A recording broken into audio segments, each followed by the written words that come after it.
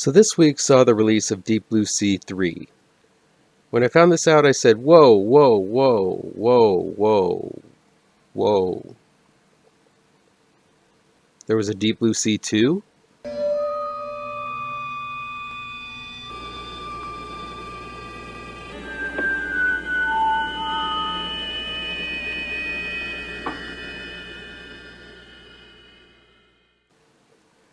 Welcome back to ML Miller Frights, part of the Kings of Horror Network.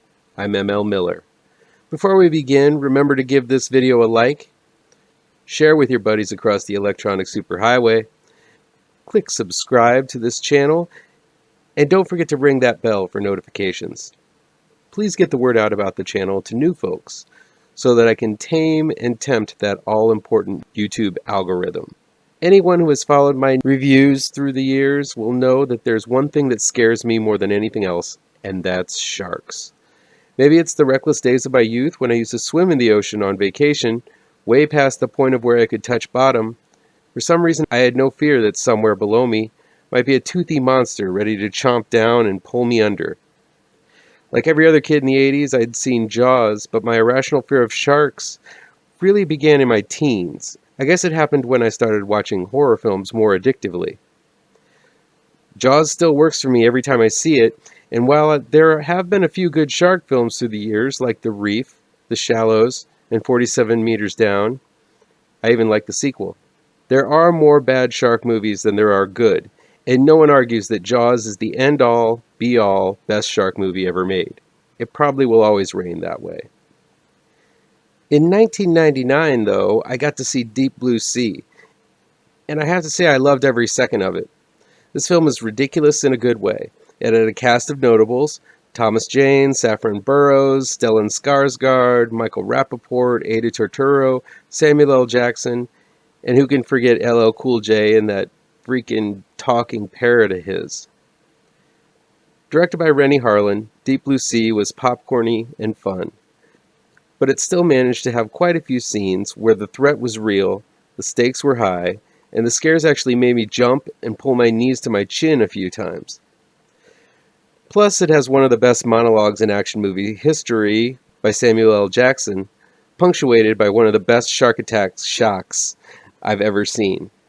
The idea of heightening the intelligence of the sharks gave us the smart shark, and it made the whole film wonky, sci-fi, and watchable. I know that whenever the film is on TV, when I'm flipping through the channels, I'm watching it. Almost 20 years later, in the year 2018, remember how young we all were then? Those who hold the rights to Deep Blue Sea have decided to make a sequel. Who knows why? Maybe they wanted to cash in on the Shark Week phenomenon. Maybe they saw a hole that needed to be filled since the Sharknado movies had fizzled out. Maybe films like The Shallows and 47 Meters Down got some exec thinking that dusting off this old chestnut was a good idea. If you remember the plot of Deep Blue Sea, then you probably aren't the target audience the makers of Deep Blue Sea 2 are shooting for, as it basically is the same, from beginning to end, told in a cheaper, dumbed-down, and less capable way. The locale is moved to South Africa, and instead of fighting Alzheimer's, the drug makes humans access our full brain potential. The benefactor of an undersea research station has a paranoid notion that machines are going to take over, and human brains have to be expanded and improved upon in order to avoid the machine apocalypse. So I guess Deep Blue Sea 2 somehow ties into the Terminator franchise. Deep Blue Sea 2 swims right past a lot of the crucial details simply because it wants to get to the shark action. But in the original, there was a point to let the audience know that the facility is deep, deep underwater. That's what added the suspense when the shit goes sideways with the sharks. I'm sure it wasn't in the budget to communicate this visually, but I think a few lines made in a long elevator trip would have sufficed. Because Part 2 was filmed at a fraction of the budget of Deep Blue Sea, the bulk of it is in endless corridors lit with different colors to make the viewers feel they aren't seeing the same corridor over and over. What's really nuts is that the main challenge is a swarm of CG mini sharks that make it more of a piranha movie than a Deep Blue Sea film. The bigger bull sharks, described as deadlier than the great white earlier in the film, appear more as an afterthought in the last 10 minutes of the movie. Deep Blue Sea 2's most memorable moment is a fantastically bad scene where one guy is taking the miracle drug synthesized from the sharks in his private office, and one of the sharks is watching him do this through a porthole window. Later, the same dude describes how he has a plan to destroy the sharks after he gets the data he needs. And again, we're right back cutting to that porthole of the shark listening closely, and you see his eye getting all pissed. It's the funniest moment of this film, and it definitely isn't supposed to be taken that way. But this is the most enjoyment I got out of the film. I'd describe Deep Blue Sea 2 as bearable. It's the Jaws 3 of the series if you compare both franchises to the original of their respective series. It's not as clever, scary, shocking, or funny as the original by a long shot. This leads to the second sequel, and the main reason I'm doing this video, as Deep Blue Sea 3 dropped on digital download and on demand this week. This also has a planned Blu-ray DVD release of August 23rd. Deep Blue Sea 3 seems to not only clean up the plot mess of Deep Blue Sea 2, but also tries to salvage the reputation of the entire series. The story is tied heavily to Deep Blue Sea 2, though.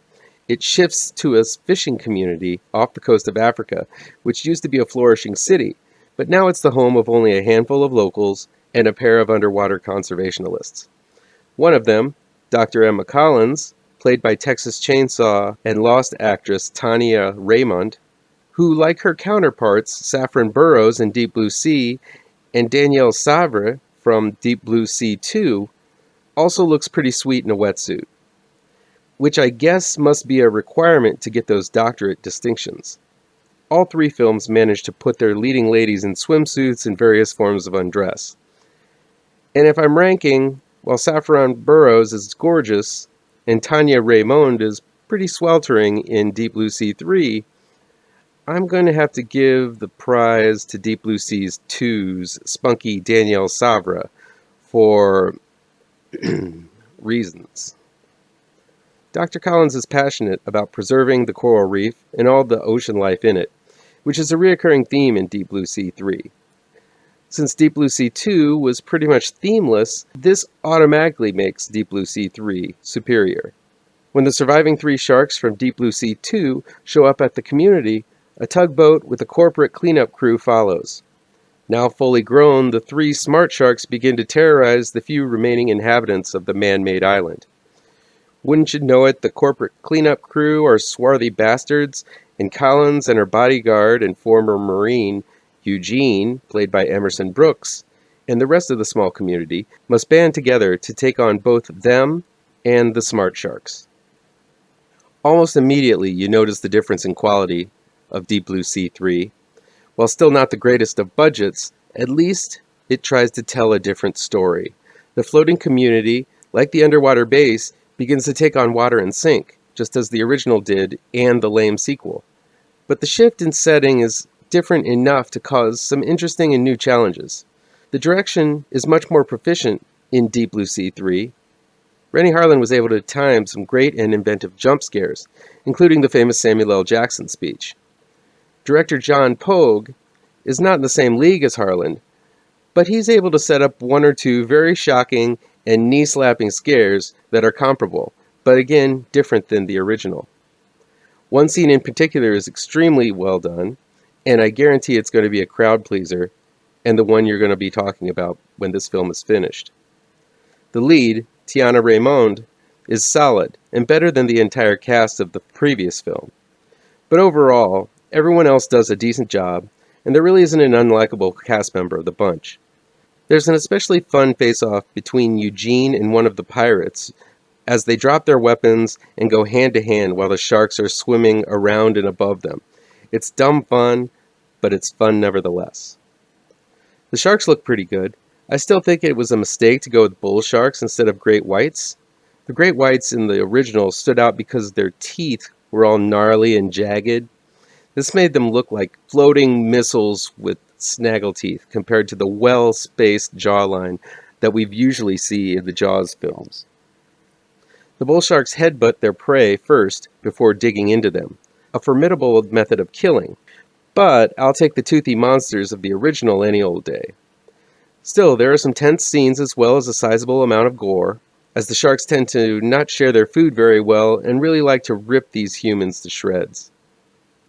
At least this one doesn't have tiny sharks eating folks for the bulk of the film, as what happened in Deep Blue Sea 2. Since I said Deep Blue Sea 2 was the Jaws 3 of the Deep Blue Sea Trilogy, I'll say Deep Blue Sea 3 is the Jaws 2. It's familiar, but still rather fun, and bordering on the wild and watchable side of goofy. While you can't beat the original, Deep Blue Sea 3 is a worthy follow-up and acts as a fun shark attack time waster. Self-promo time. I think followers of this channel might be interested in a comic book that I wrote coming out on September 5th called Grave Trancers.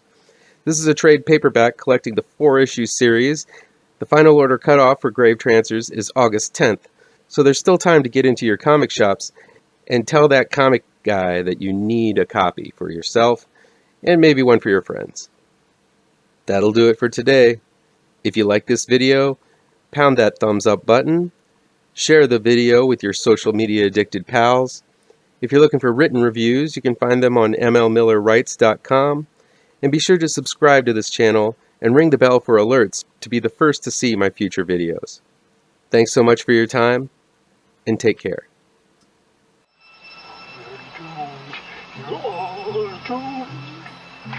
You're doomed to live the life you're meant to be, stuck inside your reality.